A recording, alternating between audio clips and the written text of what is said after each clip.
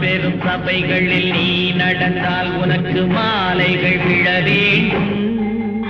ஒரு மாற்று குறையாத மன்னவன் இவன் என்று போற்றி புகழ வேண்டும்.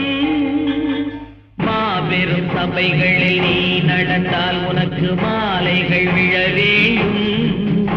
ஒரு மாற்று குறையாத மன்னவன் இவன் என்று போற்றி புகழ வேண்டும்.